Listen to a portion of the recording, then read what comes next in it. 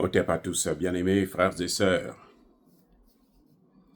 Il y a un petit conflit, ce n'est pas vraiment un conflit, mais une incompréhension entre le Congo-Brazzaville et le Congo-Kinshasa. Kinshasa veut construire, parce que c'est un pays qui n'a pas accès à la mer, donc Kinshasa veut construire un canal,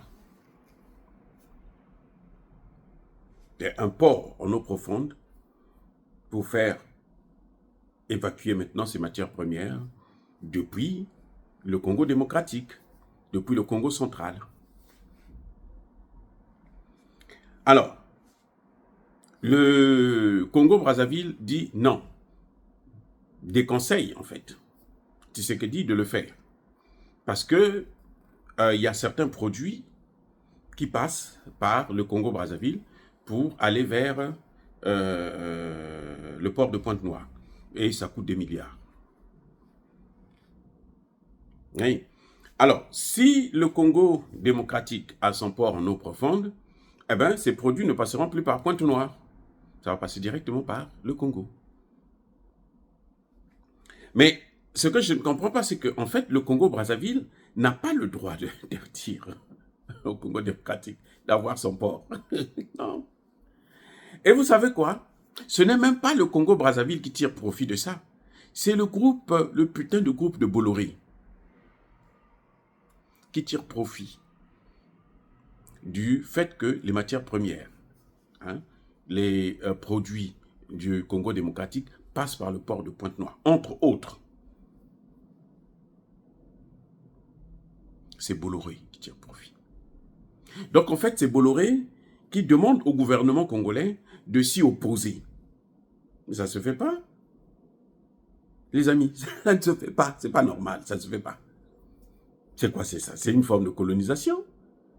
Donc finalement, le Congo-Brazza devient comme le Rwanda, au même titre. C'est la même pareille. Non, non, non, non. Moi, je pense que les Congolais de Brazzaville doivent comprendre que leur développement, là, n'est pas conditionné par la RDC. Leur développement, là, si on ne se développe pas là, si on n'est pas développé là, si on a des problèmes là, en ce net moment, ce n'est pas parce que la RDC va avoir un port. Non. Mais la RDC peut utiliser aussi la voie, le port comment on appelle, de l'Angola, de la Zambie, de la Namibie et autres, de l'Ouganda. La RDC a plusieurs entrées, à plusieurs frontières avec des pays qui ont, comment dirais-je, un port. On ne peut pas imposer à un pays, ça devient de la dictature, ça devient maintenant du gangstérisme. Eh oui. Et surtout, il faudrait que les Congolais de Brazzaville comprennent, la population congolaise et les autorités congolaises, qu'ils comprennent que le port de Pointe-Noire, ça ne rapporte rien à l'État congolais. Le port de Pointe-Noire, c'est la propriété de Bolloré, donc de la France. C'est pour ça que vous voyez que la France se développe, la France, les Français mangent bien, alors que nous, on continue à manger mal. Le Cameroun vient de reprendre son port qui se trouvait dans les mains de Bolloré. Le Cameroun vient de... Ils ont gagné, ils sont passés par un procès, ils ont gagné le procès. Vous savez quoi? Depuis que ce sont les Camerounais eux-mêmes qui gèrent, ils gagnent plus de 20 fois ce que Bolloré leur donnait, les miettes que Bolloré leur donnait. Les bénéfices se chiffrent par milliards. Vous voyez? Donc, un pays ne peut pas dépendre d'un autre. Si nous, on commence comme ça, on ne pourra jamais penser au développement. On ne peut pas penser au développement. Que le Congo-Brazzaville puisse... Massamba Deba l'avait dit. Il a posé la question. Oh. On lui dit, mais vous n'êtes pas, le Congo-Brazza n'est pas riche, c'est le Congo démocratique qui est riche. Il dit, oh, ah bon? Mais les frontières là que les Blancs ont mis là, est-ce que ce sont les mêmes frontières que Dieu aussi a respectées? Vous voyez, la seule question. Quand tu as posé seulement cette question-là, ça répondait déjà tout. Ça veut dire quoi? Si ce que vous voyez là, en RDC là, il y en a aussi au Congo-Brazza. je reprends. Ce que vous voyez en RDC, pour la plupart, il y en a aussi au Congo-Brazzaville. Parce que c'est la même terre qui continue. C'est le même sous-sol, non? Oui, soyons sérieux. Maintenant, c'est à nous de bien gérer. Si nous gérons bien nos matières premières. Vous voyez, le Congo démocratique n'est pas développé. Hein? C'est un pays pauvre, très très pauvre. Et pourtant, ils ont des matières premières. Pourquoi? C'est mal géré. Le jour qu'ils vont commencer à gérer correctement, le jour qu'ils vont chasser les Occidentaux là, et puis prendre le contrôle eux-mêmes, le jour que les Congolais vont arrêter d'être corrompus, vous allez voir, ça va être l'une des plus grandes puissances d'Afrique. Ça va dépasser le Nigeria et autres là. C'est ça le problème. C'est un problème de gestion. Le Congo-Brazzaville a un blocage pour son développement. C'est le franc CFA. C'est un frein au développement. Avec le franc CFA, là, nous oubliez le développement. Vous pouvez prendre le meilleur gestionnaire du Congo-Brazzaville, là, et puis vous lui donnez, vous allez voir, après des années, 10 ans, 15 ans, 20 ans, là, il ne fera rien tant qu'on aura le CFA. Les mondialistes disent, donnez-nous votre économie. On vous laisse faire la politique. Nous allons toujours vous dominer. C'est un principe.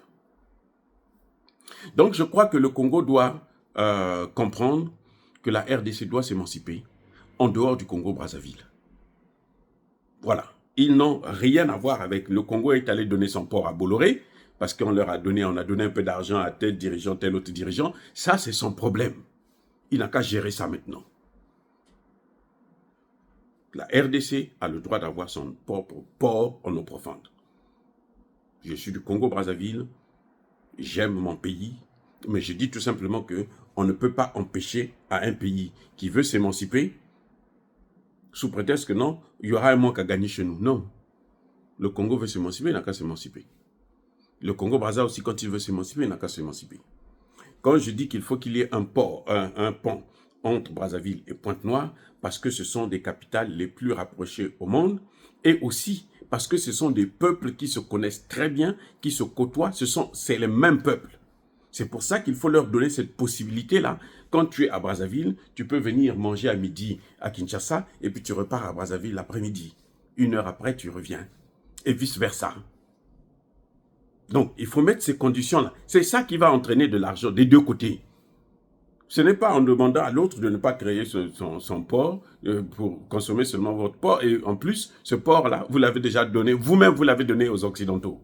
À Bolloré, vous l'avez donné à la France. Ça n'a aucun sens.